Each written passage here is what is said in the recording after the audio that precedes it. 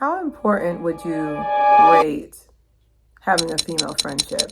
Most women would rate it on a scale of 1 to 5, maybe a 2. Today, in honor of International Friendship Day, we'll be discussing the lack of friendship importance amongst women. Stay tuned.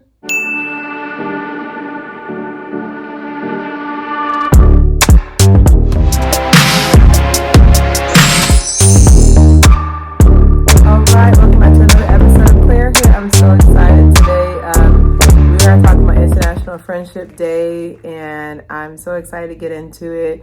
We're going to be talking about the top five issues that are plaguing us today, and then I'm going to give you some friendship advice. Thank you guys so much for your support. Don't forget to support my Claire Hair Clips channel, and of course, stay tuned for brand new episodes every Monday, Wednesday, Friday. So, friendship. A state of mutual trust between allied nations. Well, that's at least the definition of it. So, the first issue I'm going to say that's plaguing it is the consistency. So, back in the day, in the late 1900s, back in the late 1900s and the early 2000s, back in the day, when it came to friendship, everybody would just meet up with each other. Like, everybody would just meet up with each other, but it was easy because it was at work or even at schools where a lot of friendships came from. So definitely for sure, it's very hard as more people, as we get older, priorities change. And then as well as the fact that a lot of us work from home. So it's really hard to meet up with friends, So definitely the consistency in seeing our friends is less likely. We're more likely to stay home, during the pandemic. A lot of friendships were put to the test because we want to have that consistency of being able to view this person every day. All right, and then the next one, I would say, this one's really hard. This one, I think it's really personal.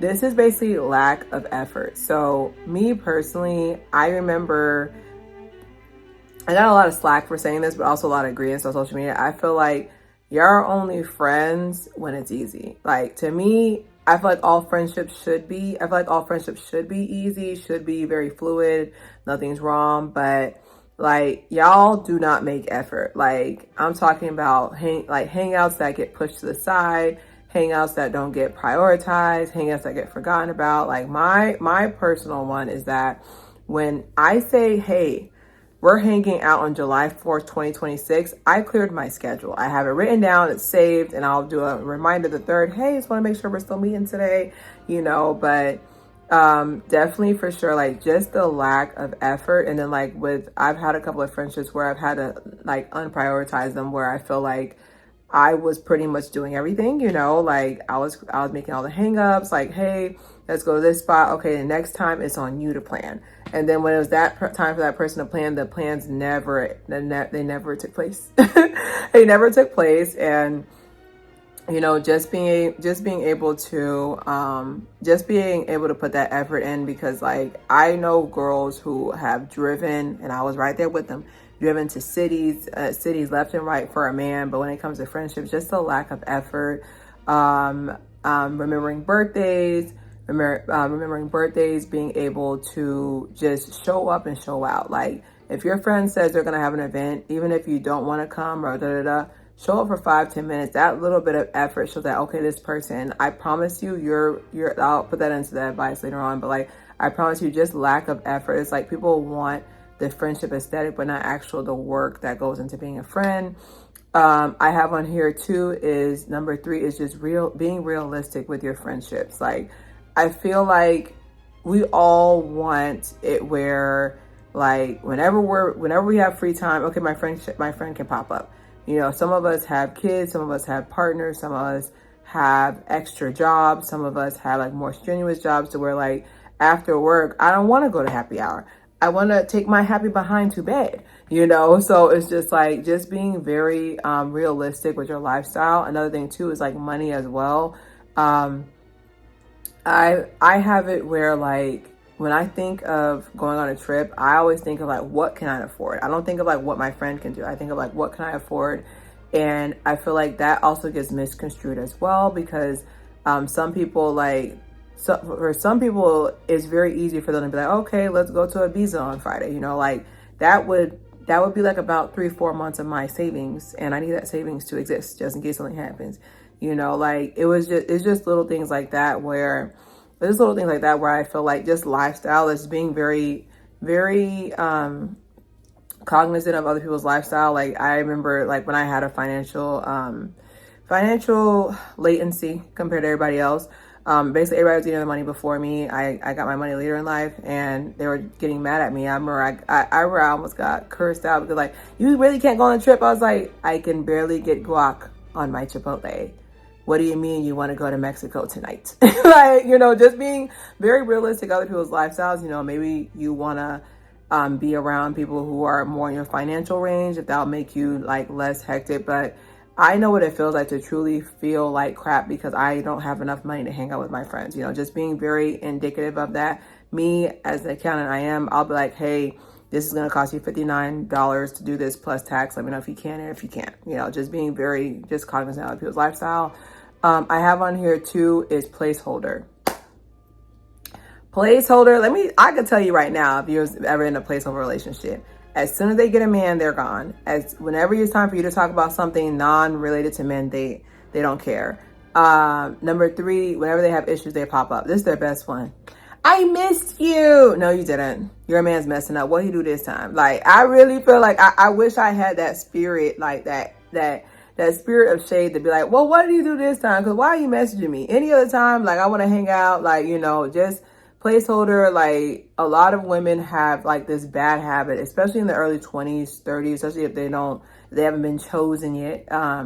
They have this bad habit of just making you a placeholder. Like, you are literally just here until they get a man. And then once they get a man, it's over. And until the relationship ends or it flickers or falters, like, it's pretty much that's it. Like, that's it. All right, that's it.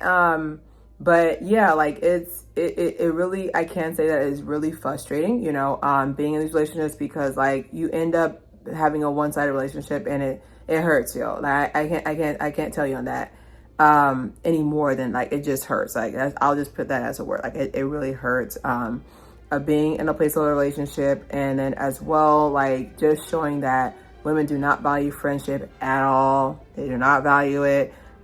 It's more aesthetic, especially as we get more into social media. Like, social media takes the precedence over celebrities. Like, it's mostly about aesthetics. Like, will you look good sitting next to me? Compared to like, we'll actually have good conversation. Like, people watch, and I've seen plenty of times where people are at dinner and they look good, but nothing's being said. They're just kind of like, it's not a comfortable like silence. It's just kind of like, I'm just here to look pictures. Yeah.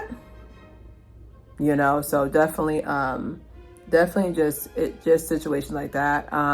The last one is best friend status. Now, I feel like this one is a little bit, I wouldn't say it's juvenile, but like I feel like the reason why, like the reason why like the best friend status, I feel like that title, to me, I don't have a best friend, because I feel like my personality is too multifaceted, because I have my cosplay girlies, I have my trivia girlies, I have my Harry Potter girlies, I have my Ratchet Club girlies, I have my brunch girlies, I have my girly girlies. Like, it's just kind of like, there's no way that I can have a best friend, because I have so many pieces of my personality that certain friends can fulfill more than others. Like, I have a friend that we can talk about Harry Potter all day, about how Hermione should have been with Daniel. Like, I mean, with Harry, but like, it's just like, I can talk about that all day, but like my other friends are just kind of like, I don't know what you're saying right now. Wingardium, what the hell, like they don't know what's going on. So, just being able to have like a best friend, I would say we're closer. And like, there's some friends where I literally consider these are my family. Like, these are literally like, the moment something happens, I'm messaging them, hey, this just happened. This just took place. Like, these are my family. Okay.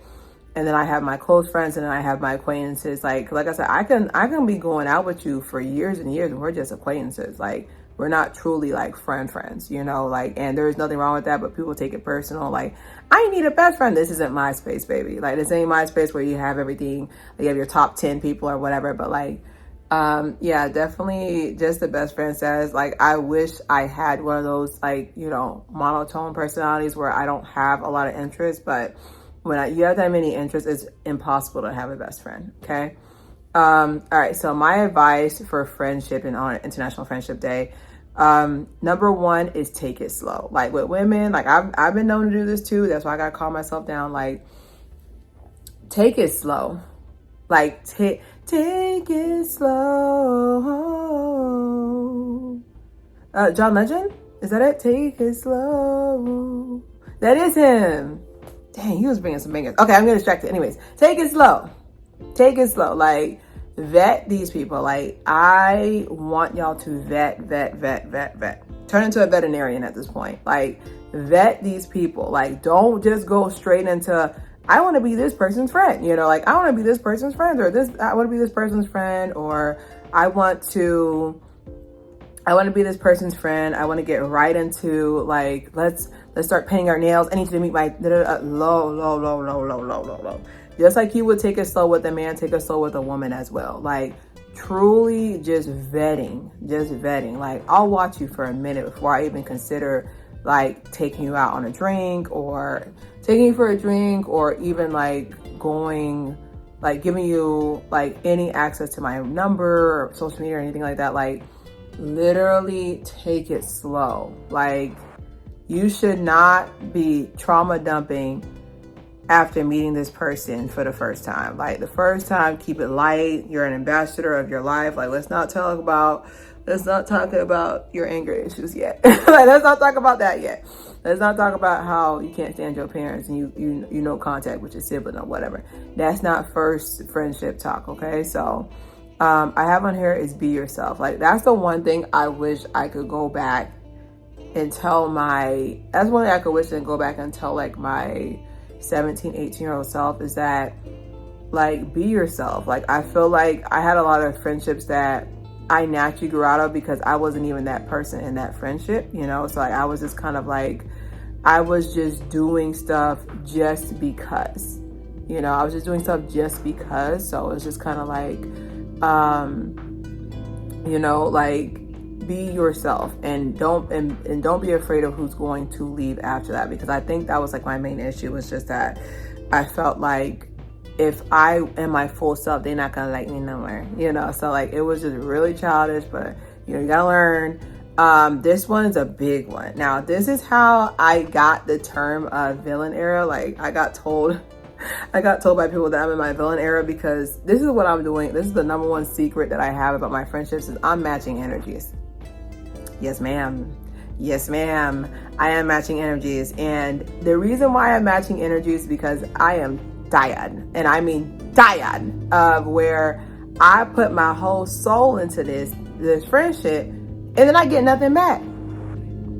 So if I invite you to an event, not once, not twice, but thrice, I invite you to thrice. I do the Steph Curry rule. If I hit that 3 and you say no, I'm not inviting you no more. And it has saved me so much. Like, I truly can say, like, from the bottom of my heart, like, I truly can say I have a really good crew around me. Like, I don't even know. Like, there's some days where I'm just like, dang, like, how did I even get this lucky? Like, I really have a solid crew, and we're not accepting new applications. Okay, like, I have a solid crew. Now, granted, like, I am open to new friendships, but, like, I have a solid crew. I'm just like, how did I get this? Like, we hold each other accountable. We laugh a lot.